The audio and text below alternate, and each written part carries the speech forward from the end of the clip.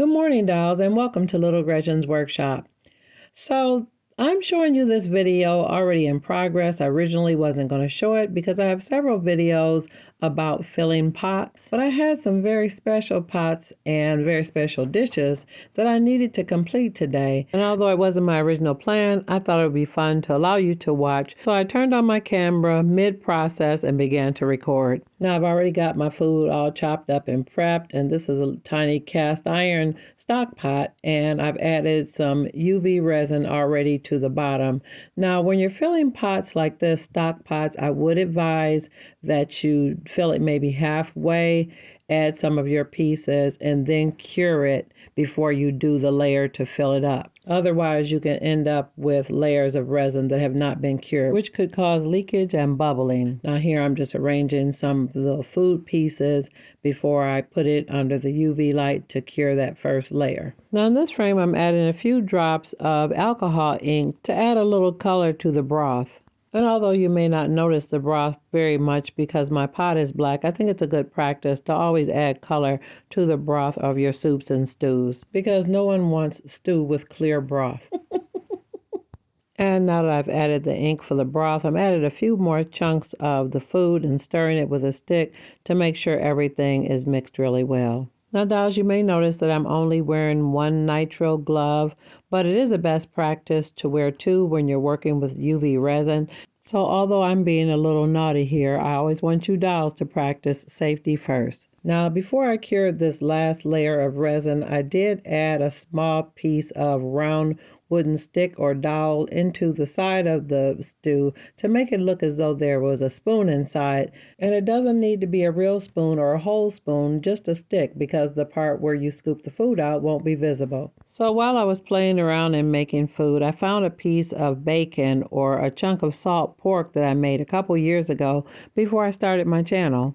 And it's going to work out perfect for this project because I want to make a few pots of beans. I was given some wonderful multicolored quinoa, and I think it will be great to put a couple chunks of pork into it so that my beans can cook nicely. So I had several things in here that I was curing. This is a jar of pickled pork, and these are some other beans. I had quite a few projects going on at one time. Now that's that little pot of stew, but I'm adding a little bit of stain to the stick so the stick won't look all perfect and new. And you dolls can clearly see from this angle I've got a whole food prep workstation going on, but here is my pot of completed stew in a cast iron pot.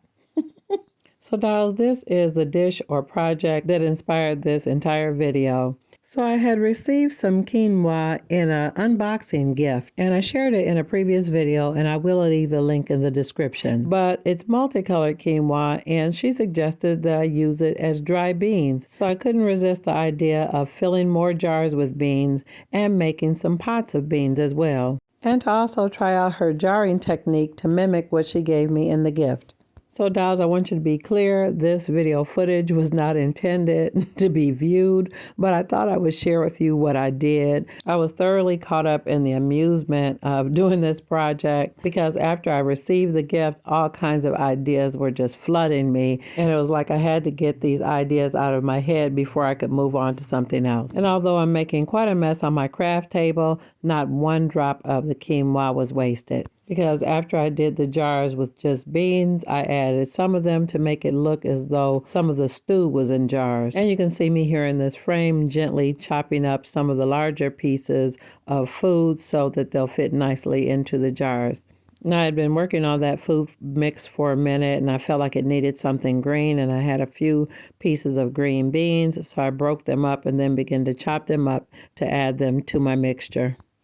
And again, projects like this are another reason why I make lots of extras so I don't have to stop in the middle of a project to make more food pieces because I have a whole bag of spares. So in this next part of the video, I want you to see how I created this new style of filling my jars. So after I cured my first 2 layers of food, I filled it with a 3rd layer and allowed it to puddle at the top to make it look as though it has a glass lid.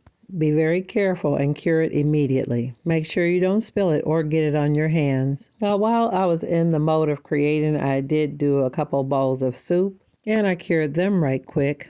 And then I moved on to the main event, pots of dry beans made from quinoa. But before I got started, I used some little pots that I had painted to look like copper that I made out of wine caps, and I will leave a link in the description. Now, in the midst of fumbling things around, I knocked off a couple of the handles, but I'm using some dress hooks to create new handles. So to create the handle, I'm only using the catch portion, not the hook, and I'm bending it a little bit so it'll conform to the shape of the side of my pan. Now, you will need to take your time doing this and be patient with yourself. Use some tweezers and gently add a little glue to the little ball part of the hook and then place it onto the side of your pot that you've created. Now, these other two pans are mass produced. I got them as a gift, so I didn't need to add handles to those. So let's go ahead and fill them with beans. Now in this frame, I show myself adding some extras to the bottom of my pot so that I won't have to use up all of my quinoa to fill the pot. So again, this is another way to use up food pieces that you have no intention for, and it'll help spare your quinoa and your resin. Now you want to make sure after you've added your base scraps to go ahead and add your resin to them and cure them solid before you add your main layer. Now make sure you follow the curing instructions for your UV resin, but I cured mine twice before I added the layer of resin that I was going to mix with my beans. Now here I am adding my layer of beans on top of the spare food that has already been cured twice. Now before I add my last layer of resin to be cured, I went on to cut up some tiny pieces of pork or bacon, and I'm not going to push them all the way down because I want them to be visible after the resin is added and everything is cured. So in this frame, I'm poking around with things because the beans are dry and I haven't added my last layer of resin yet, and I'm arranging my bacon. But after I add my resin, I won't touch it. I'll be putting it directly under my UV light for it to cure. So this is my last glance. So here I am adding the UV resin, and you see I'm slowly pouring it to cover up what I just did. And you can see I'm just kind of allowing the resin to level out and cover up everything that I've added before I slide it under my UV lamp. Now in this frame, I'm showing a different pan that I've created, and I'm actually trying to add a little piece of wooden dowel to it so that it'll look as though there's a spoon inside. Now if you have a couple spoons you don't mind sacrificing, you can use those, but I have no spoons to spare. And I've stained it already, and I'm just kind of arranging it in the top layer of the beans with the resin. It's still wet. So now it's actually best to add it to the first layer that's cured so it'll be more embedded, but I forgot. Now this part may not seem like a big deal, but you want to position it in a way that it'll look natural because after it's cured, you can't move it. Now, with all this talk about beans and bacon, it really made me start thinking about cornbread, and no meal like that is complete without it. And although I am a huge fan of hot water cornbread, there's something iconic about the big pan of cornbread in a cast iron skillet or in a big long baking pan. So I didn't have a cast iron skillet, but I did have two cast iron round pans, and I had a longer, sort of like a sheet cake pan, which I thought would both look nice with cornbread in them. So I smushed out a little bit of some yellow clay, and it's actually the bright yellow mixed with some white to kind of look like cornbread before it's baked. And I just roughly shaped it into my little pans. Now, you don't have to be all particular about this because you're going to add a lot of texture to it, and really good cornbread doesn't look perfect anyway. Now, I did take a little time to refine the borders around the edges because although I don't want it to look perfect, I don't want it to look messy either. So after I had it shaped in the pan in a way that I thought looked realistic, I used a piece of crumpled up aluminum foil and added texture to the surface of my bread. And I went on to add texture to my little round pans as well. Now, although I used the aluminum foil to add the external texture, but when it comes to adding the internal texture, I use my little pointed tool. Now, you can definitely use a straight pin or a safety pin to do this, but you want to take your time and kind of poke the bread to make it look crumbly, to give it the texture of the inside of a piece of cornbread. Now, cornbread is pretty coarse. Now you can see here on this round pan, I've cut out a couple slices, and now it's ready to be baked. Now that the bread is all baked and cooled, it's time to do what I consider the fun part, adding all the details and the coloring to make it look baked, toasted, and buttery. So I started my coloring process with some 40-year-old chalk pastels. So I chose all the neutral, brownish, orangish, and yellow tones that I thought would help give a deep, rich, layered look to the color of the surface of my cornbread, because when it comes to toasting and food and things, the colors and tones are layered. They're not flat. So I mixed all the shades together and started out by adding them to the surface of the textured bread. Now, I started off a little by little, and to me it's always the best practice when doing something like this. Relax a little and don't be in such a rush, and add your color in really thin coats. To me, it makes it look richer and have more dimension. And I also think it gives you a lot more artistic control rather than adding a big blob of orange or brown. So dolls, if you do cornbread or something like this, take your time, have fun with it, work with it until you like it.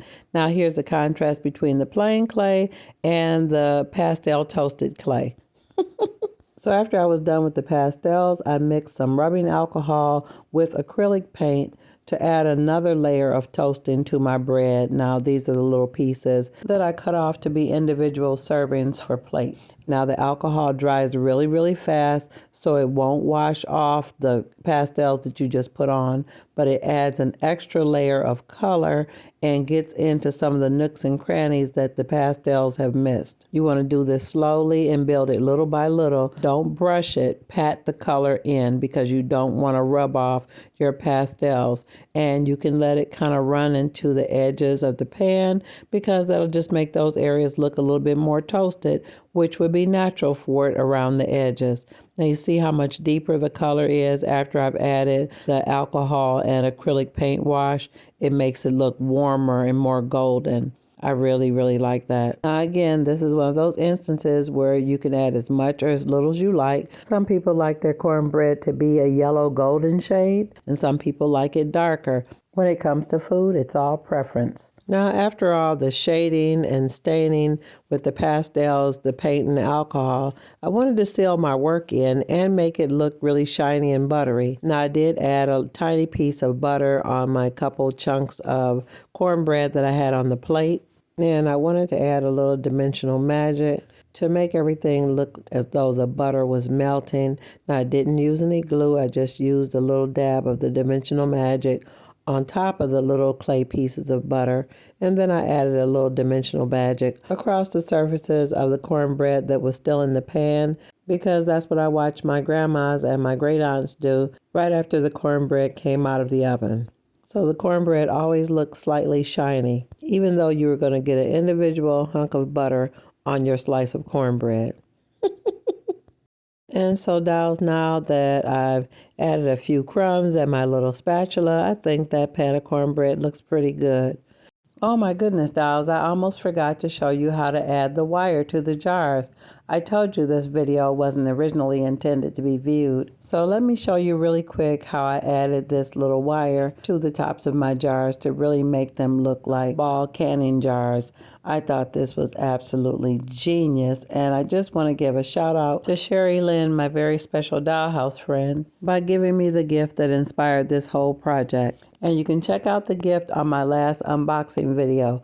The link is in the description. So it's a little bit awkward trying to explain what I did to create this. So I just took a small piece of wire, and dolls, this is scrap wire. I'm not sure what gauge it is, but I started out by making a teeny weeny little loop or a small eye to thread the wire through. And then after creating the tiny loop, I shaped it into like a brace or a collar around the side and across the top of the jar. I took my needle nose pliers and bent it a little bit to make that other piece of wire wrap all the way around, and tucked it under the other side of the brace so that it would be secure. And you can probably really tell at this point that I wasn't intending on sharing this because I'm way, way, way out of focus. And I do apologize for that, dolls.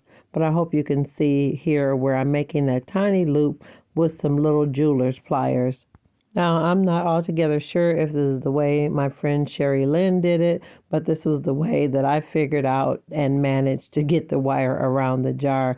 And I hope my concept at least helps you or gives you a guide on how you can do it to put your wires around your jars if you choose to try this concept. So I'm going to share this last clip I found when I was doing a jar of beans. I've made my little loop. You see that? And I'm laying it on one side of the top of the jar and then bending it across the top.